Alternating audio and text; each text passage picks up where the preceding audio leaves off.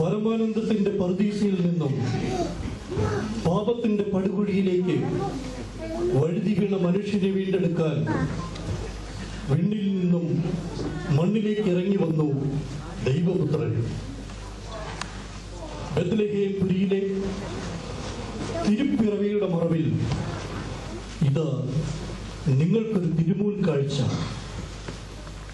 ഈ ചേരിയുടെ ഈടുറ്റ നാടകം വികാരോജ്വലവും ചിന്തോദ്ദീപകവുമായ ബൈബിൾ കഥ. ആ മനുഷ്യൻ നീ തന്നെ. സമ്പത്തിന്റെ കൊമ്പത്ത് സമൃദ്ധിയുടെ കൈത്തൊട്ടിൽ അമ്മാനമാടുന്ന മാനവ, മധുരക്കിനാവിന്റെ കരിമ്പിൻ കൊട്ടാരത്തിൽ വിനയം ഒരു നയമാക്കി മേൽമുണ്ടിന്റെ കസബു നൂൽ നൽകുന്ന ധർമ്മരാജ, ആ മനുഷ്യൻ നീ തന്നെ. പാത്രപരിചയം ദാവീദ് രാജൻ.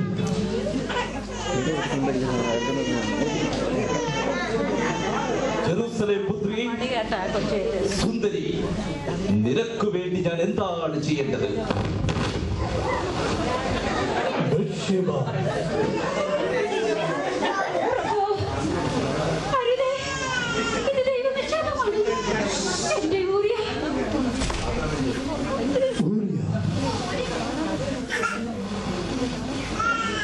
ഒരു പടയാളിക്ക് വിജയമാണ് ലക്ഷ്യം, വിശ്രമമല്ല. നാഥാൻ പ്രവാചകൻ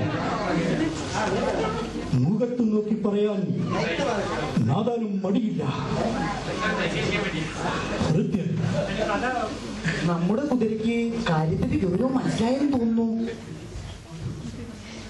തോഴി, വിവാഹം പ്രായപൂർത്തിയായ ഏതൊരു പെണ്ണിന്റെയും സ്വപ്നമല്ലേ? ദൂതൻ. ശരി പ്രഭു. അടുത്തൊരു ബെല്ലോട് കൂടി ഞങ്ങളുടെ ഈ നാടകം ഇവിടെ ആരംഭിക്കുകയാണ്.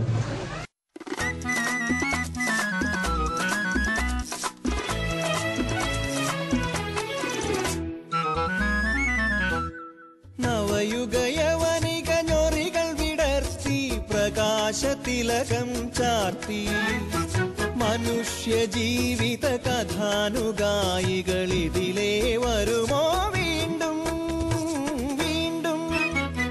നവയുഗയവനിക ഞൊറികൾ വിടർത്തി പ്രകാശതിലകം ചാർത്തി മനുഷ്യ ജീവിത കഥാനുഗായികളിതിലേ വരുമോ വീണ്ടും വീണ്ടും?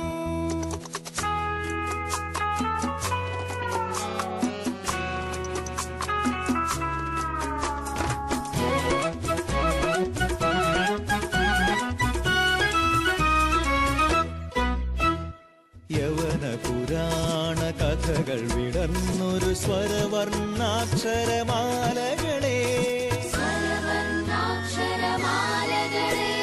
വ്യാസനും ഹോമറും പാടിയുണർത്തിയ മൂല്യവിഷാദ വിഹംഗങ്ങളെ, വരുമോ ഇതിലേ വരുമോ ഇത്തിരി സ്വപ്നവും കണ്ണുനീരും ചേർന്ന ഗാഥകൾ ആലപിക്കാൻ? നവയുഗയവനിക ഞൊറികൾ വിടർത്തി പ്രകാശതിലകം ചാർത്തി മനുഷ്യ ജീവിത കഥാനുഗായികളിതിലേ വരുമോ വീണ്ടും വീണ്ടും?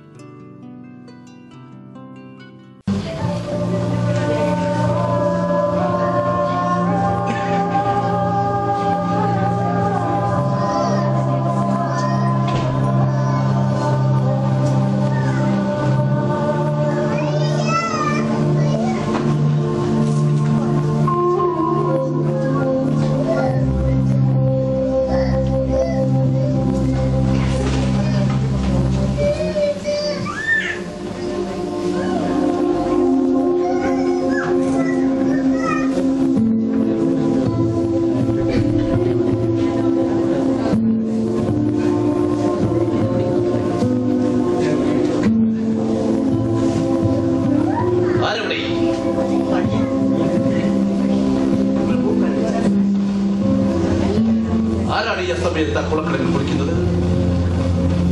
അത് ബന്ധയായിരിക്കും. അത് നിനക്കെങ്ങനെ അറിയാം? എല്ലാ സായന്ത്രങ്ങളിലും അവൾ കുളക്കടലിലേക്ക് പോകുന്നത് ഞാൻ കാണാറുണ്ട്.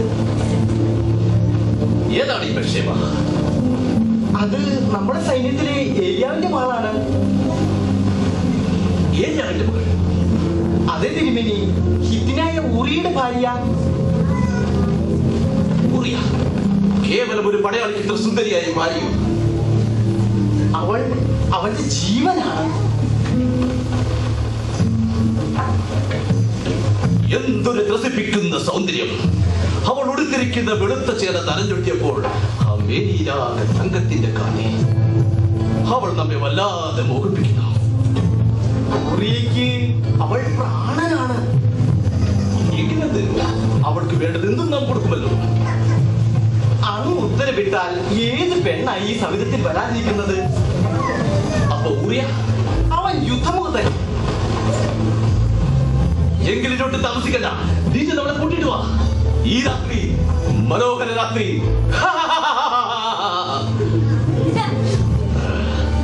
സൂക്ഷിക്കണം, പടിപ്പറയിൽ കാവൽക്കാരുണ്ട്. കൽപ്പന പോലെ.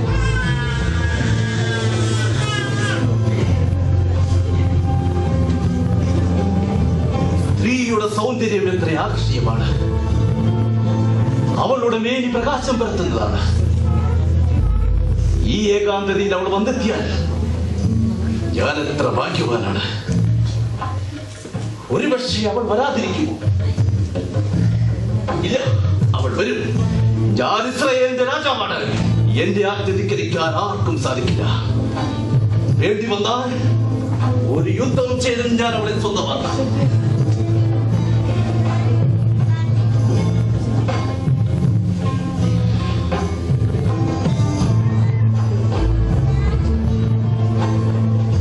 വേണ്ട, കിന്നരനാഥം എന്റെ ദൗർബല്യമാണെങ്കിലും എന്റെ മനസ്സിൽ അവളാണിപ്പോൾ, അവൾ മാത്രം.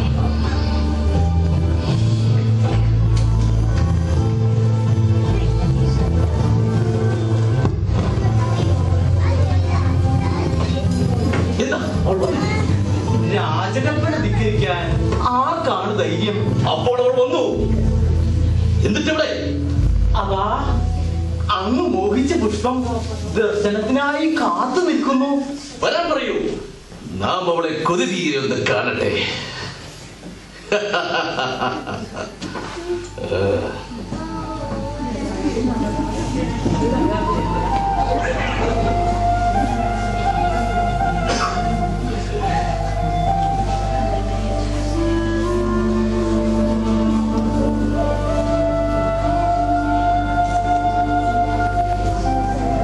ജെറുസലേം പുത്രി, സുന്ദരി, നിനക്ക് വേണ്ടി ഞാൻ എന്താണ് ചെയ്യേണ്ടത്? പ്രിയമുള്ളവളെ, സുതാര്യമെങ്കിലും നിനക്കെന്തിനീ ശിരോവസ്ത്രം? നിന്റെ മുഖം ഞാനൊന്ന് ദർശിക്കട്ടെ.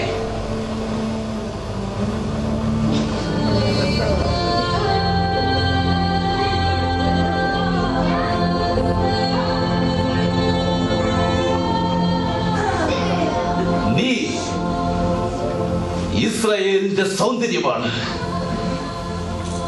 എന്റെ രാജ്യത്തിന്റെ അഭിമാനം. അതിന്റെ പേര് നിന്നെ പോലെ സുന്ദരമാണ് നിന്റെ പേരും. എന്നെ പോകാൻ അനുവദിക്കണം. ഇല്ല,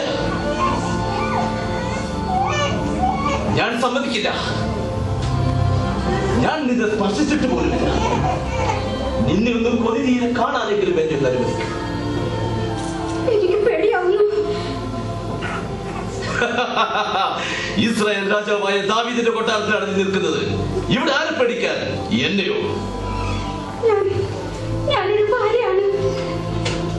അറിയാം, ഇസ്രായേൽ സൈന്യത്തിലെ പോരാളിയായ ഊറിയയുടെ ഭാര്യ.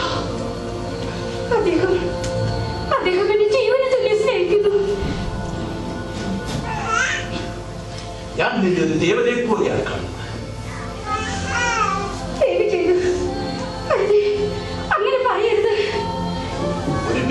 സ്വാതന്ത്ര്യമാണ് നീ നിഷേധിക്കുന്നത്. ഞാൻ അങ്ങയുടെ മുന്നിൽ ദാസിയാണ്. ദയവ് ചെയ്ത് എന്നെ പോകാൻ അനുവദിക്കണം. ഇല്ല ജെറുസലേം പുത്രി, നീ എന്റെ രാജ്യത്തിന്റെ അഭിമാനമാണ്, എന്റെ രാജ്യത്തിന്റെ ഐശ്വര്യമാണ്. അത് എനിക്ക് അവകാശപ്പെട്ടതാണ്. അത് മറ്റാർക്കും ഞാൻ വിട്ടുകൊടുക്കില്ല. നീ എന്റേതാണ്, എന്റേത് മാത്രം. എന്റെ ഭർത്താവ് യുദ്ധമഹത്താണ്. എന്റെ രാജ്യത്തെയും എന്നെയും സേവിക്കുന്നവനെ ഞാൻ ഉന്നതങ്ങളിൽ എത്തിക്കും. വേണ്ടി വന്ന സർവ്വസൈനാധിപനാക്കും. അങ്ങ് ഞങ്ങളുടെ കാണപ്പെട്ട ദൈവമാണ്. എന്റെ ഭർത്താവ് അങ്ങയുടെ വിശ്വസ്തദാസനാണ്. അറിയാം, എന്നോടും രാജ്യത്തോടും കൂറുള്ളവൻ നിപുണനായ ഒരു പോരാളി കൂടിയാണ്. അതാണ് ഞാൻ പറഞ്ഞത്, അവനെ ഞാൻ ഉന്നതങ്ങളിൽ എത്തിക്കുമെന്ന്. നിനക്കൊന്നിനും ഒരു കുറവുണ്ടാവില്ല. നിനക്ക് എന്ത് വേണമെങ്കിലും ഞാൻ തരാം. രാജ്യമോ ധനമോ രത്നങ്ങളോ. എനിക്കൊന്നും വേണ്ട. എന്നെ പോകാൻ അനുവദിച്ചാൽ മാത്രം മതി.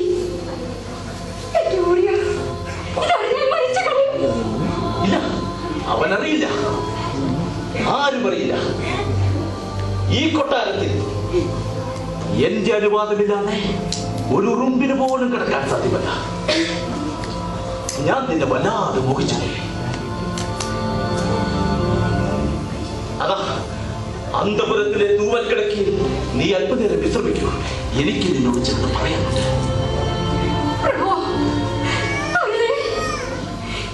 നിഷേധമാണ്.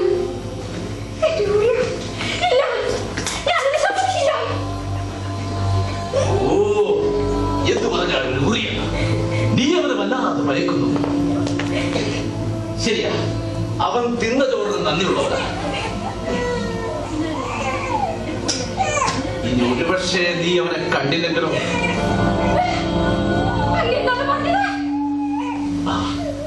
ഒരു സത്യം, യുദ്ധം ചെയ്യുന്ന പടയാളി എപ്പോൾ തിരിച്ചു വരുമെന്ന് രാജാവിന് പോലും പ്രവചിക്കാൻ സാധ്യമല്ലല്ലോ.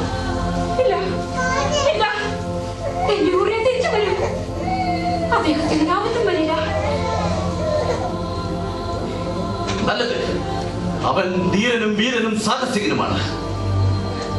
അങ്ങനെയുള്ളവന്റെ നഷ്ടം രാജ്യത്തിന്റെ നഷ്ടമാണ്. അതൊരിക്കലും സംബന്ധിച്ചു. അവനെ രാജ്യത്തിന് വേണം.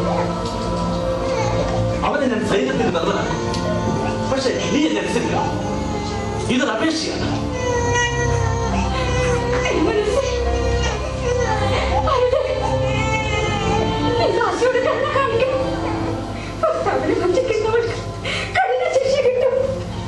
ശിക്ഷ വിധിക്കുന്നവന്റെ മുമ്പിലാണ് നിൽക്കുന്നുള്ള കാര്യം തന്നെ നീ പറഞ്ഞു.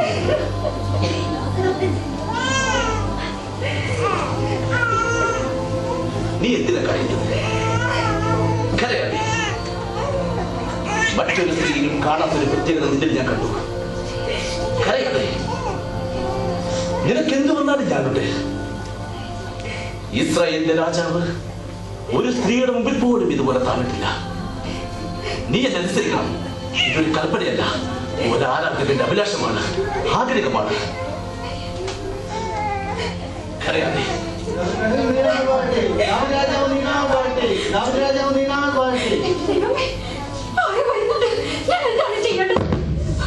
പേടിക്കണ്ട, ധൈര്യമായിരിക്കും.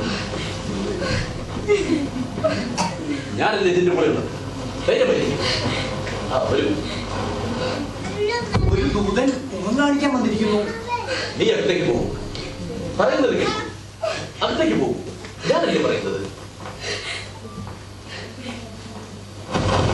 വൃത്തിയോട് വരാൻ പറയും.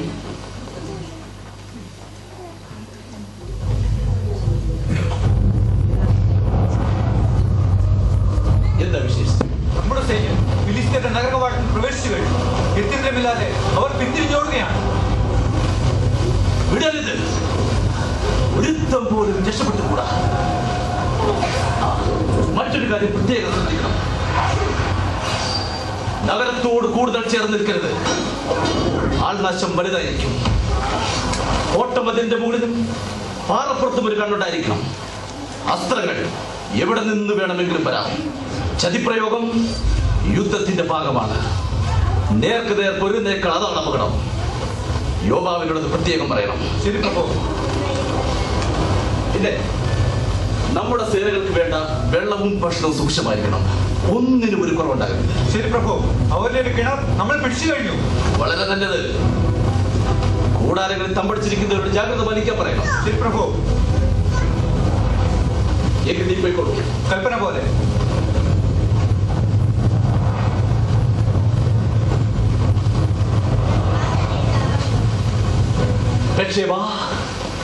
ജെറുസലേം ഇവിടെ ഞാൻ ധരിച്ച നിങ്ങളടുത്ത് വരൂ.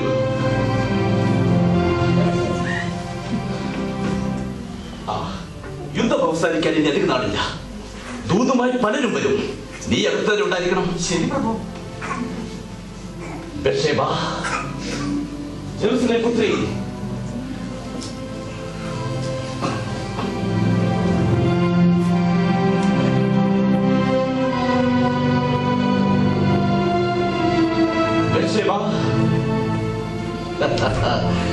നിന്നെ ഞാൻ എന്റെ രാജകുമാരിയാക്കും.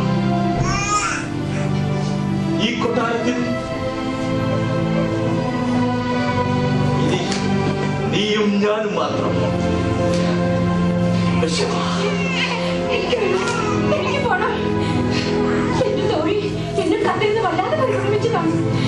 സാരമില്ല, നിന്റെ തോഴിയെ നമ്മുടെ കൊട്ടാരത്തിലേക്ക് വിളിപ്പിക്കാം. വേണ്ട വേണ്ട, എന്നെ പോകാൻ അനുവദിച്ചാൽ മാത്രം മതി. പക്ഷേ വാ, എന്റെ നെഞ്ചിലെ തീയണയ്ക്കാൻ നിനക്ക് മാത്രമേ കഴിയൂ. പക്ഷേ വാ.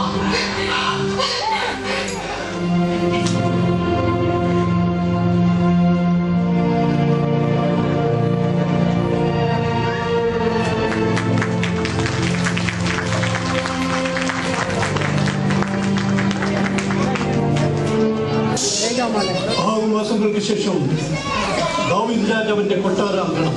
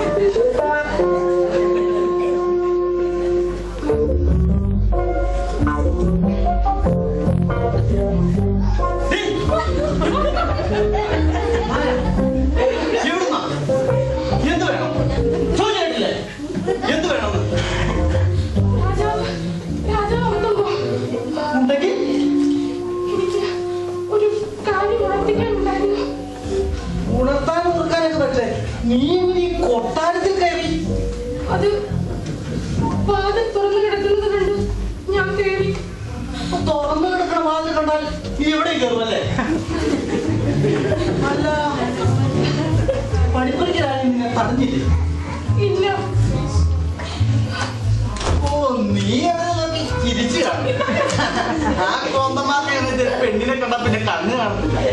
അത് പോട്ടെ, പുറത്തൊരു മണി എന്നിട്ട് എന്തുകൊണ്ട് അടിച്ചില്ല?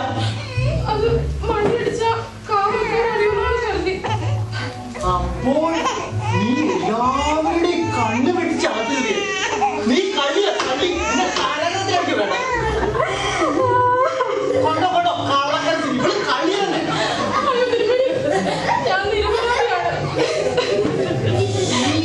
എന്നാ വിളിച്ച? ഓ, അപ്പൊ നിനക്ക് ആളെ മയക്കാൻ അറിയാല്ലേ? ഞാനൊരു സത്യം പറഞ്ഞതാണ്. കൊട്ടാരത്തിലുള്ളത് തിരുമേനിയോടും തിരുമത്സവമാണെന്നോ ഞാൻ കേട്ടിട്ടുള്ളത്. കേട്ടത് നേര് തന്നെ, തിരുമേനി തന്നെ. പിന്നെ നീ വിളിച്ചപ്പോ ഒരു സന്തോഷം. അതൊക്കെ പോട്ടെ, വിവാഹം പഠിച്ചാണോ? അല്ല, വിവാഹം വേണ്ടെന്ന് വെച്ചതാണോ?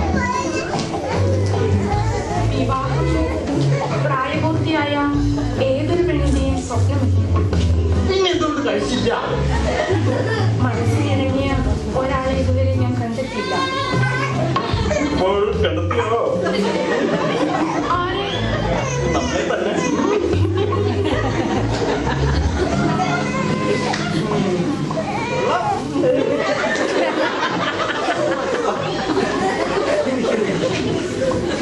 അല്ല, അതൊക്കെ പോട്ടെ. നീ ആരെ കാണാൻ വന്നെന്നാ പറഞ്ഞു? രാജാവിനെ. രാജാവിനെ നീ നേരത്തെ കണ്ടിട്ടുണ്ടോ? പരിചയമുണ്ടോ? സത്യം പറഞ്ഞ നല്ലത്. നീ ആരാ? എവിടുന്നാ? ഞാൻ ബത്ശബയുടെ തോഴിയാണ്. എങ്കിലും നേരത്തെ പറഞ്ഞു തൊലക്കരുതോ? യജമാനത്തിയെ പോലെ തോഴി എന്താ പറഞ്ഞത്? ഒന്നും പറഞ്ഞില്ല. ആ, രാജാവ് പള്ളിയൊക്കത്തിനാണ് പോകും. അദ്ദേഹം ഒന്നുകൂടി വരാം കേട്ടോ. നമ്മളിവിടെ കൊണ്ടിട്ടോ.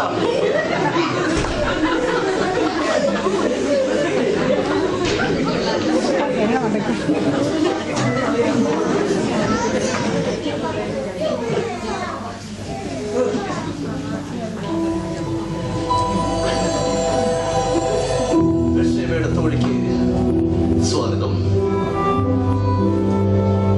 ബത്ശേബയ്ക്ക് സുഖം തന്നെ?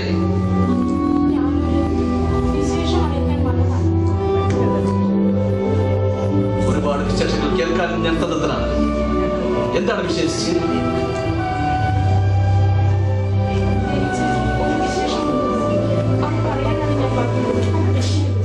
ബത്ശേബയുടെ തോഴിക്ക് എന്നോട് എന്തും തുറന്നു പറയാനുള്ള സ്വാതന്ത്ര്യം. പറഞ്ഞു, എന്താണ് വിശേഷിച്ച്? ബത്ശേബ, അവൾ ഗർഭിണിയാണ്.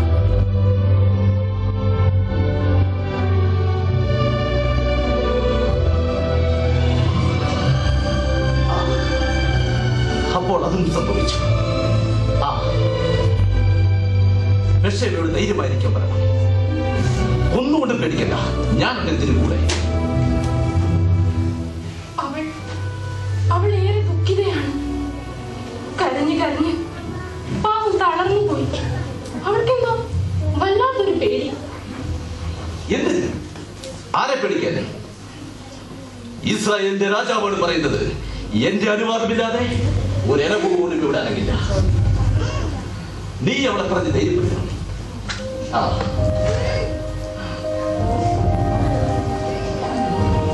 ഈ സന്തോഷ വാർത്ത നമ്മെ പറഞ്ഞറിയിച്ചത് നിനക്കെന്റെ പാരിതോഷികം. ഞാൻ പൊയ്ക്കോട്ടെ തിരുമനസ്സേ. എന്റെ ദർശന അവിടെ തനിച്ചെന്നേ ഉള്ളൂ. പോയിക്കൊള്ളൂ. നിന്റെ പരിചരണം മറ്റെന്തിനേക്കാളും അവൾക്ക് ആവശ്യമാണ് ഇപ്പോൾ. ഒരു കാരണവശാലും വിഷമിക്കരുതെന്ന് ഞാൻ അവളോട് പറയണം. നിന്റെ യജമാനത്തോട് ഒരുത്തരെയും പേടിക്കരുതെന്ന് ഞാൻ പറഞ്ഞതായി പറയണം. അവൾക്ക് പേടി അവളുടെ ഭർത്താവിനെ മാത്രമാണ്. ഊറിയ അവൻ എന്റെ വിശ്വസ്തദാസനാണ്, എന്റെ പ്രിയകരൻ.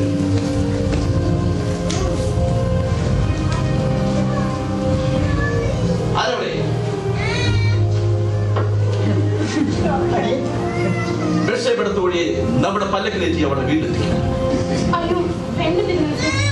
ആരുടെ ശ്രദ്ധയിൽപ്പെടാതെ മൂടി പൊതിച്ചാ ഞാൻ ഇങ്ങോട്ട് വന്നത്.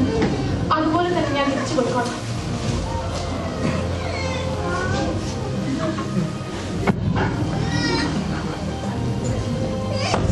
കുഴപ്പമായിരുന്നു തിരുമേനി.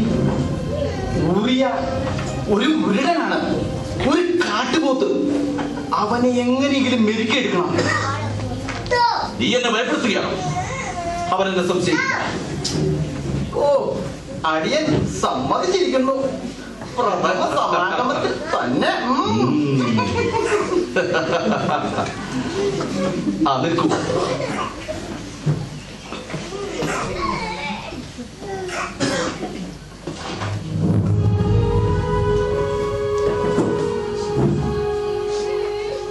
ഈ സന്ദേശം എത്രയും പെട്ടെന്ന് യോവാവിന്റെ കയ്യിൽ എത്തിക്കണം. എല്ലാം ഗോപ്യമായിരിക്കണം. ശരി പ്രഭു.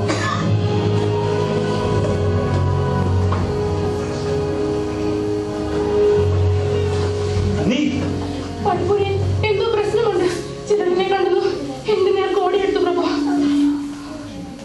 സാരമില്ല, ഇതെന്റെ മുദ്രമോതിരമാണ്. ഇത് കയ്യിലുണ്ടെങ്കിൽ നിന്നെ ആരും തടയില്ല. ധൈര്യമായി പോകും. ആ, ഊറി ഉടനെ വരും. ഞാൻ ആളയച്ചു കഴിഞ്ഞു. വന്നാൽ ഉടനെ വീട്ടിലോട്ട് പറഞ്ഞു വിടാം. പിന്നെ ഒന്നും പേടിക്കണ്ട.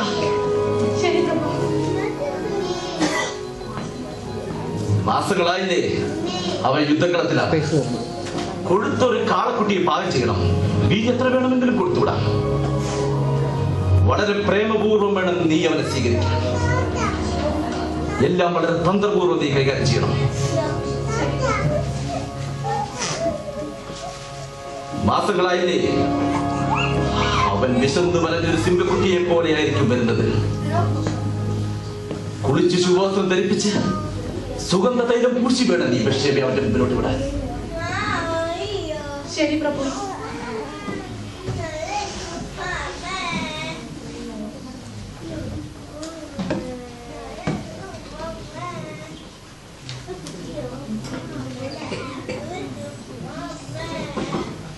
നീ പെട്ടെന്ന് വന്നല്ലോ. നമ്മുടെ കുതിരയ്ക്ക് കാര്യത്തിന് ഗൗരവം മനസ്സിലായെന്ന് തോന്നുന്നു. അവൾ എന്നെ കൊണ്ട് പറക്കുകയായിരുന്നു. യോബാവ് പ്രത്യേകിച്ച് എന്തെങ്കിലും പറഞ്ഞിരുന്നു? സന്ദേശം കണ്ടതും ഊറിയെ എന്റെ കൂടെ പോരാൻ അനുവദിച്ചു. എന്നിട്ട് എവിടെ വരാൻ പറയൂ. അതാ പഠിപ്പുരയെ സംസാരിച്ചുകൊണ്ടിരിക്കുകയാണ്. എന്നെ കാണാൻ ഇത് സംസാരം.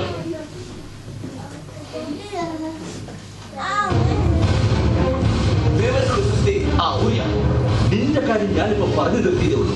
അപ്പോഴത്തേക്ക് നീ വന്നു കഴിഞ്ഞു. ഒരു നിമിഷം പോലും വൈകില്ലല്ലോ. ഇല്ല, അതാണ് ഊരിയ. നമ്മുടെ സൈന്യം ആത്മധൈര്യത്തോടെ പോയി ശബ്ദത്തിന്റെ കനത്ത പ്രകടനം ലഭിക്കുന്നുണ്ട്. ഫിലിസ്തീനെ തകർന്നുകൊണ്ടിരിക്കുകയാണ്. ഇനിയും ഓരോ നിമിഷവും വെളിപ്പെടുന്നതാണ്. അവസരം നഷ്ടപ്പെടുന്ന ബുദ്ധിയല്ല. അങ്ങ് എന്തിനാണ് വിളിച്ചത്? വസന്തകാലം ആരംഭിച്ചത് മുതൽ നീ യുദ്ധമുഖത്താണ്. അതെന്റെ കടമയല്ലേ? ഒരു വിശ്രമം എനിക്ക് മാത്രമേ വിശ്രമം. എന്നെ പോലെ ആയിരങ്ങൾ ശത്രുക്കളെ നേടുമ്പോൾ എനിക്ക് മാത്രമേ വിശ്രമം വരുന്നു. ഒരു പടയാളിക്ക് വിജയമാണ് ലക്ഷ്യം, വിശ്രമമല്ല. വളരെ ശരിയാണ്. പക്ഷേ ഇസ്രായേലിന് നിന്നെ പോലെ ഒരു പടയാളി വിലപ്പെട്ടതാണ്. അങ്ങ് ക്ഷമിക്കണം. ഞങ്ങൾ കൂടുതൽ പകരുന്നതായിട്ട് അങ്ങ് എന്നോട് വിശ്രമിക്കാൻ പറയുന്ന യുക്തി എനിക്ക് മനസ്സിലാകുന്നില്ല. നിനക്ക് നല്ല ക്ഷീണമുണ്ട്. ശരീരത്തിന് ക്ഷീണമുണ്ടാകും. പക്ഷെ പറഞ്ഞതിന്റെ എന്റെ മനസ്സ് കഴിഞ്ഞാക്കുട്ടിയെ കുതിരയെ പോലെയാണ്. രാജ്യത്തോടുള്ള എന്റെ കർത്തവ്യമാണ് എനിക്ക് ഏറ്റവും വലുത്. പൊരുതി വിജയിക്കുക, അല്ലെങ്കിൽ പൊരുതി മരിക്കുക.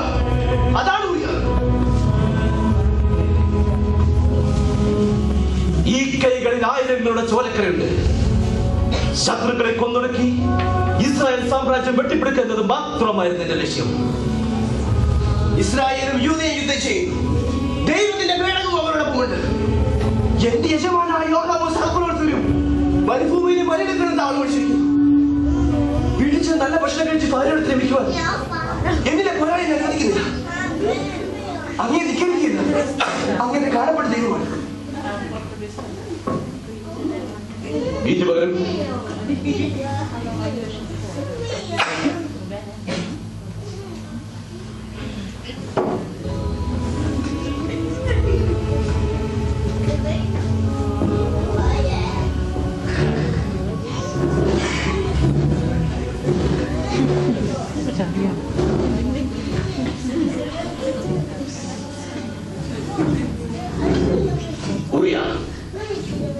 ഞാൻ നിന്നെ സഹസ്രാധിപനാക്കും. യോബാവിന്റെ പോക്കത്ര ശരിയല്ല. അവൻ വല്ലാതെ അഹങ്കരിക്കുന്നു. അങ്ങനെ കാണപ്പെടുത്തിയതാണ്. പക്ഷെ യജമാനെ കണ്ടാൽ ഞാൻ സമ്മതിക്കില്ല. ഞാൻ കേവലം ഒരു പട്ടാള, ഒരു കുഞ്ഞിക്കാലം പോലും കാണാൻ ഭാഗ്യമില്ലാതെ. വിഷമിക്കണ്ട, താമസിയാതെ നിനക്ക് ആൺകുഞ്ഞിനെ കാണാനുള്ള ഭാഗ്യമുണ്ടാവും. അങ്ങനെ ദൈവമാണ് കാണപ്പെട്ട ദൈവം. എന്റെ രക്ഷ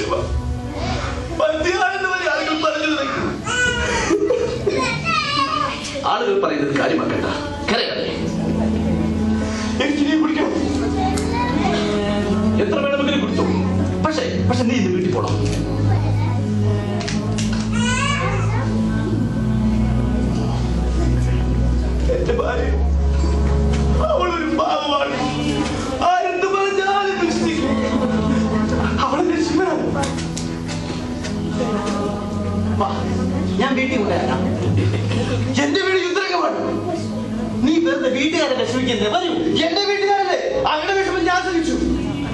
മറ്റാരെങ്കിലും വരെ വിഷമിച്ചാൽ ഞാൻ കൊന്നുകളയും ഞാൻ. നീ വരൂ, ഞാൻ വീട്ടിൽ കൊണ്ടാക്കാമെന്ന് പറഞ്ഞില്ലേ? വരൂ, പോടാ. എനിക്കാരുടെ സഹായം വേണ്ട. എന്തിനും ഈ യൂറിയ മതി. സഹായിക്കാൻ വരുന്നവർ എനിക്ക് നന്നായി അറിയാം. എന്റെ ഭാര്യ സുന്ദരിയായത് വേണ്ട സഹായിക്കാൻ അങ്ങനെ ആൾ കൂടും.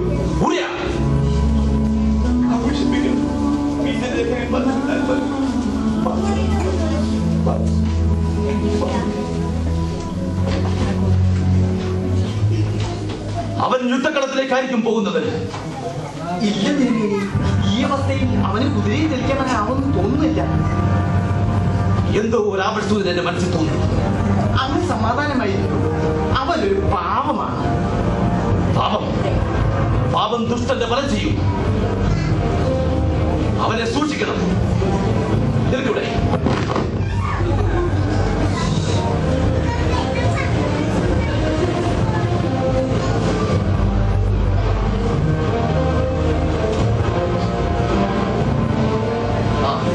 ഈ സന്ദേശം എത്ര പെട്ടെന്ന് യോവാവിന്റെ കരുതി വേഗമാണ്.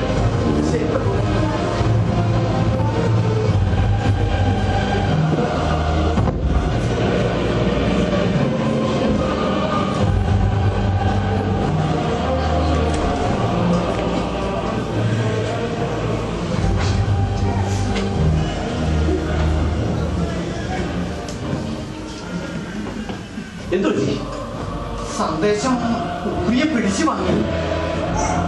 അപ്പോൾ അവൻ എവിടെയുണ്ട്? അതേ പ്രഭു, അവിടെ ആകെ പൊടിപടലങ്ങൾ നിറഞ്ഞിരിക്കുകയാണ്. എവിടെയും വാളിന്റെ സീൽക്കാര നാദവും മനുഷ്യന്റെ ആത്മനാദവും മാത്രം. സന്ദേശം ഉറിയെ പിടിച്ചു വാങ്ങിയത് കുഴപ്പമാവില്ലേ? ഒരിക്കലുമില്ല. ആ സന്ദേശം അവന്റെ മരണവിധിയാണ്. അതവൻ തന്നെ യോവാവിന്റെ കയ്യിൽ എത്തിക്കട്ടെ. അതാണ് അവന്റെ വിധി. നമ്മൾ പേടിക്കണ്ട, അവന്റെ നിമിഷം എണ്ണപ്പെട്ട് കഴിഞ്ഞു.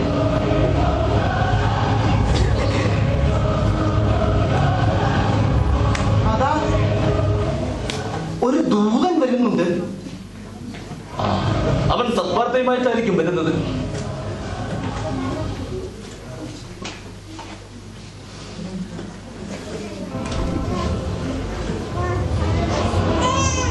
മഹാരാജന് പ്രണാമം. നഗര കവാടം പിടിച്ചിടയ്ക്ക് നമ്മുടെ സൈന്യം കൊട്ടാരം വളഞ്ഞു കഴിഞ്ഞു. നമ്മുടെ പല പ്രധാനികൾക്കും മുറിവേറ്റിട്ടുണ്ട്.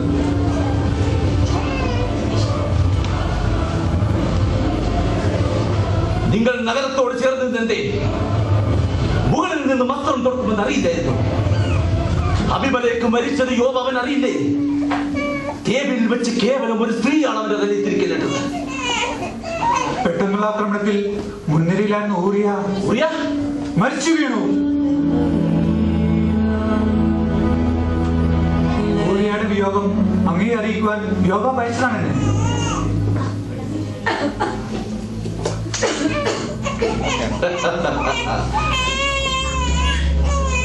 മരിച്ചവരെയും മുറിവേറ്റവരെയും കൂടാരങ്ങളിലേക്ക് മാറ്റുക. ഇതിന്റെ നഗരം തന്നെ തകർത്ത് കളയുക. ഊറിയയുടെ മൃതദേഹം ആചാരപ്രകാരം എല്ലാ ബഹുമതികളോടും കൂടി സംസ്കരിക്കും.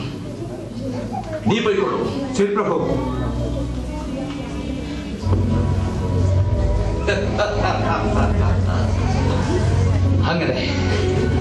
അങ്ങനെ അതും സംഭവിച്ചു. വിലാപകാലം കഴിഞ്ഞ ബത്ശേബ അവൾ എന്റെ സിംഹാസനത്തിലെ രാജ്ഞിയായി.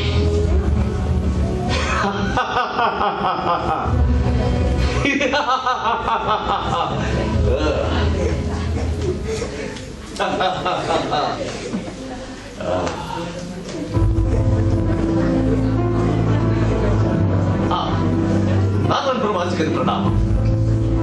അങ്ങേക്ക് വേണ്ടി ഞാൻ എന്താണ് ചെയ്യുന്നത്? ഞാൻ ദൈവത്തിന്റെ ആജ്ഞയനുസരിച്ച് വന്നവനാണ്. പ്രവാചക ശ്രേഷ്ഠ, കൽപ്പിച്ചാലും.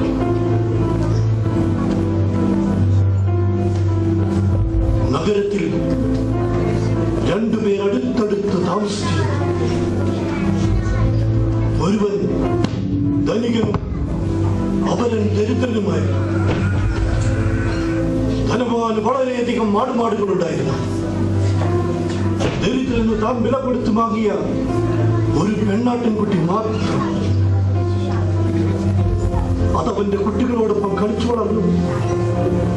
അവന്റെ പാത്രത്തിൽ നിന്നും ഭക്ഷിച്ചു. അവന്റെ മടിച്ചു. മാതൃകാപരമായ സ്നേഹം ഒരിക്കൽ ധനവാന്റെ വീട്ടിൽ ഒരു അതിഥി എത്തി. അതിഥിക്ക് ഭക്ഷണം ഒരുക്കുവാൻ സ്വന്തം മാടുമാടുകളിൽ ഒന്നിനെയും കൊല്ലാതെ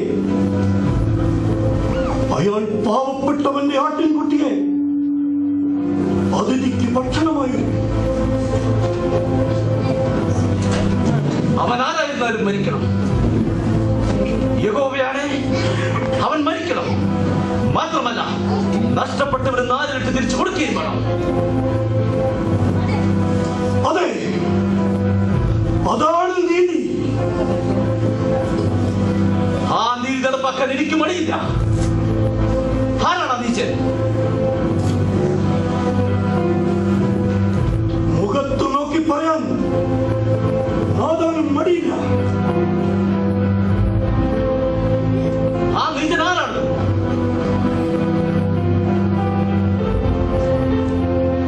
നീതി നടപ്പാക്കാൻ ദാവീദിനും മടിയില്ല.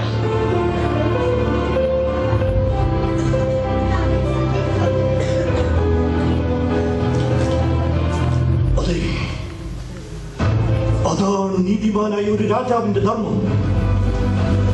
മടിക്കാതെ പറയൂ പ്രവാചക.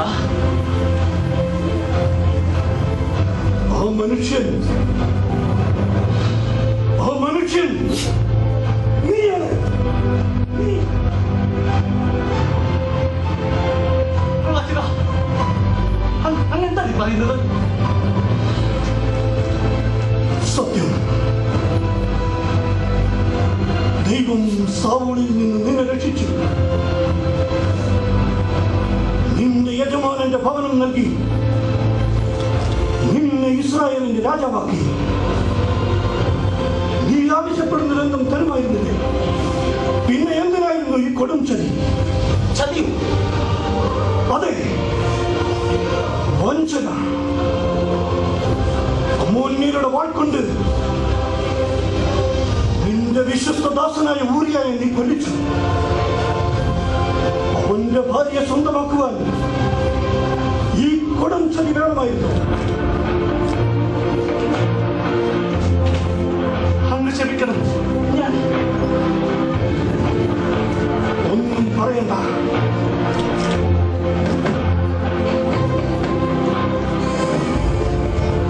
ചതിയിലൂടെ അവന്റെ ഭാര്യയെ നീ അപഹരിച്ചതിന് നിന്റെ ഭവനത്തിൽ നിന്നും വാളൊഴിയുകയില്ല. നീ രഹസ്യമായി ചെയ്തതൊക്കെ നിന്റെ മക്കൾ പരസ്യമായി ചെയ്യും. ഈ പാപത്തിനൊരു പരിഹാരമില്ലേ? അനുദപിക്കൂ. പശ്ചാത്താപം പാപപരിഹാരമാണ്.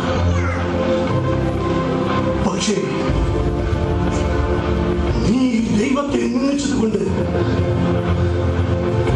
ബത്ശേബയിൽ നിനക്ക് ജനിക്കുവാനിരിക്കുന്ന കുഞ്ഞ് മരിച്ചു പോകും.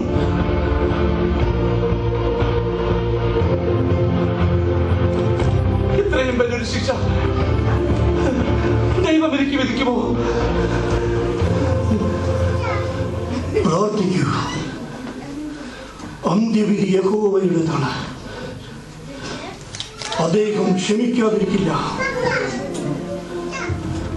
കർത്താവ് കരുണയുള്ളവനാണ്.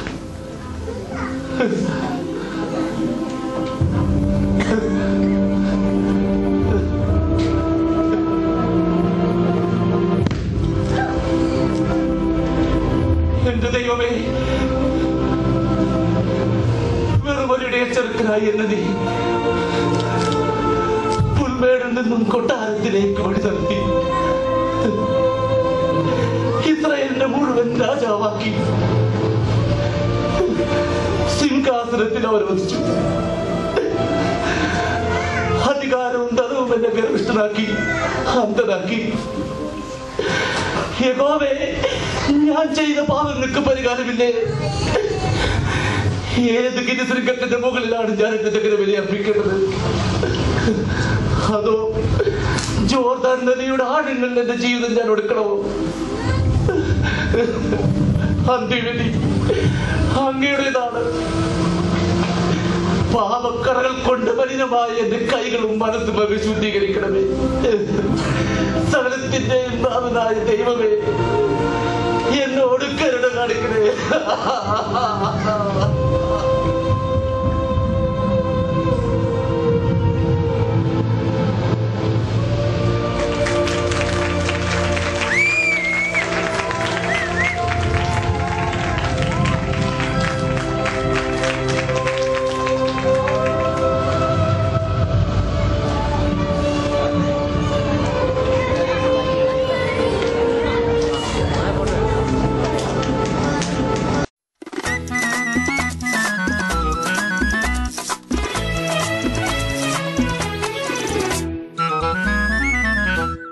നവയുഗയവനിക ഞൊറികൾ വിടർത്തി പ്രകാശതിലകം ചാർത്തി മനുഷ്യ ജീവിത കഥാനുഗായികളിതിലേ വരുമോ വീണ്ടും വീണ്ടും? നവയുഗയവനിക ഞൊറികൾ വിടർത്തി പ്രകാശതിലകം ചാർത്തി മനുഷ്യ ജീവിത കഥാനുഗായികളിതിലേ വരുമോ വീണ്ടും വീണ്ടും?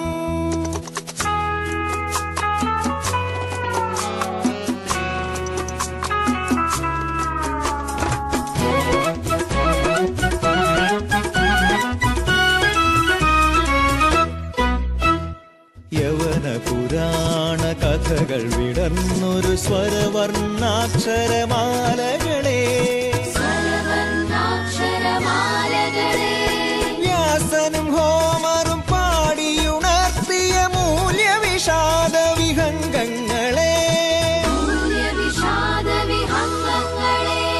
വരുമോ ഇതിലേ വരുമോ?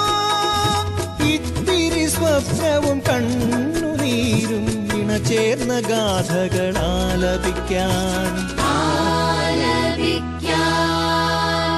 നവയുഗയവനിക ഞൊറികൾ വിടർത്തി പ്രകാശതിലകം ചാർത്തി മനുഷ്യ ജീവിത കഥാനുഗായികളിതിലേ വരുമോ വീണ്ടും വീണ്ടും?